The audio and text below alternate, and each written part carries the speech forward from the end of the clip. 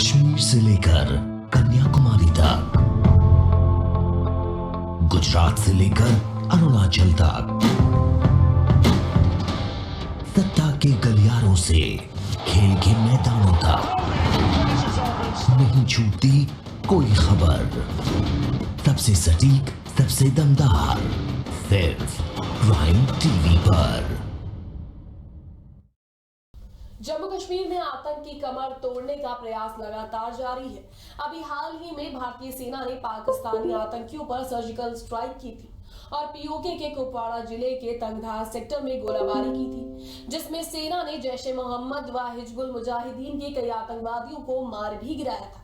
वहीं एक बार फिर राज्य पुलिस के विशेष अभियान दल के जवानों ने सेना और सीआरपीएफ के जवानों के साथ मिलकर आतंकियों के खिलाफ ऑपरेशन को अंजाम दिया है।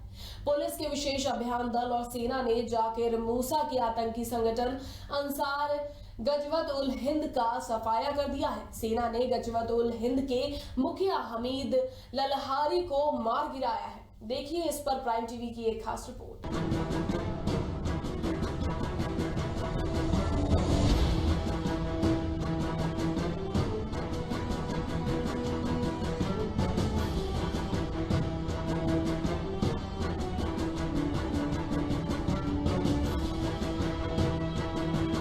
जब से केंद्र सरकार ने आतंकियों के खिलाफ सख्ती बरती है, पूरे देश में आतंकियों की जैसे शामत ही आ गई है। सेना आतंकवाद को खत्म करने के लिए लगातार अभियान चला रहा है। सेना के अभियान से आतंकियों का मनोबल पूरी तरह टूट चुका है। वहीं पाकिस्तान भी भारत की कार्रवाई से दहशत में है। इसी कड़ी में जम्मू कश्मीर में आतंकी संगठन अंसार गजवत उल हिंद के चीफ का भारतीय सेना ने नामो निशान मिटा दिया है।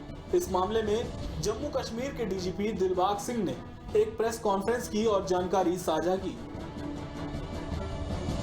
उन्होंने बताया कि त्राल के राजपुरा में हुए एनकाउंटर में गजवत उल हिंद के 3 आतंकियों को मारे जाने के साथ ही इस आतंकी संगठन का खात्मा कर दिया गया है। डीजीपी ने कहा कि उग्रवाद पर नकेल कसे जाने से पाकिस्तान बौखला गया है और सीज फायर के उल्लंघन की आड़ में घुसपैठियों को भेजने की कोशिश कर रहा है। जो है वो हमीद ललिहारी को दी गई थी। हमीद ललिहारी तब से लेकर के इस ग्रुप को चला रहा था और काफी लोगों को उसने मोटिवेट किया, जबकि उस वक्त ये ग्रुप खत्म ही हो गया था।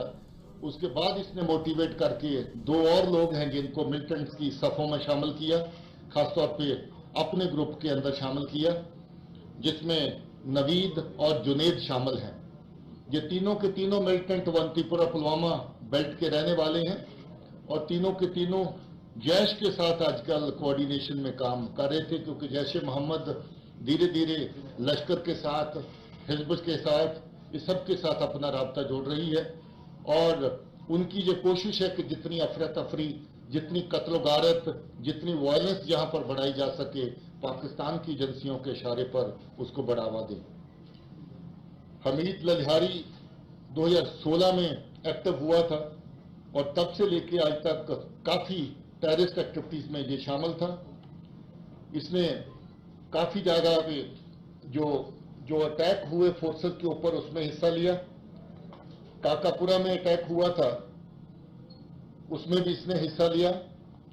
इसके अलावा फयाज अहमद जो काकापुरा का रहने वाला, उसकी किलिंग हुई थी, उसके लिए भी ये शामिल था, उस कत्ल में भी इसका हाथ था। उसके अलावा पुलिस में और सिविलियन के ऊपर बहुत जगह पे जो अटैक हुए इस एरिया के अंदर, काकापुरा पुलवामा के अंदर, उसमें शामिल था। और हाल फिलहाल में जो लोगों को हरास करने की कार्रवाई, लोगों को डर और खौफ में रखने की कार्रवाई, उस कार्रवाई के अंदर भी इसकी शमूलियत थी। ये अपने ग्रुप को लेकर के अवंतीपुरा और पुलवामा के एरिया में बहुत हद तक एक्टिव था। तब से लेकर के इसने काफी लोगों को मिलिटेंसी में शामिल किया। बता दें कि जाकिर मूसा अंसार गजवात उल हिंद आतंकी संगठन का मुखिया था, जिसकी मौत के बाद अब्दुल हमीद ललहारी ने कमान संभाल ली थी। सुरक्षा बलों ने इस दौरान मुठभेड़ स्थल से भारी मात्रा में हथियार और गोला बारूद बरामद किए हैं। बताया जा रहा है कि आतंकी दक्षिण कश्मीर में सरपंचों और नागरिकों को डरा धमका रहे थे। वहीं त्राल में मारे गए गुज्जर समुदाय के 2 लोगों की हत्या में भी आतंकी ललहारी का संगठन जिम्मेदार था। डीजीपी ने बताया कि मूसा के बाद ये ग्रुप खत्म हो रहा था, लेकिन ललहारी ने युवाओं को मोटिवेट करके इसमें शामिल किया।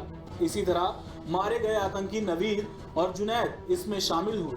उन्होंने बताया कि तीनों अवंतीपुरा पुलवामा के रहने वाले थे। जुनैद राशिद जो मारा गया, दूसरा मिलिटेंट, इसका भाई भी मिलिटेंट था, वो भी पहले एक एनकाउंटर में मारा गया था। और अनफॉर्चुनेटली इस घर में से अगर देखें तो ये दूसरे मिलिटेंट का बनना और मारे जाना, हम लोग इस पर दुख भी महसूस करते हैं कि ये लोग जो गलत रास्ते पे चले हैं, जो पाकिस्तान एजेंसियों और इशारों के उन पे नाचते हैं, उनके चलते ये नौजवानों को वर्गला करके मिलिटेंसी के रास्ते पे ला रहे हैं।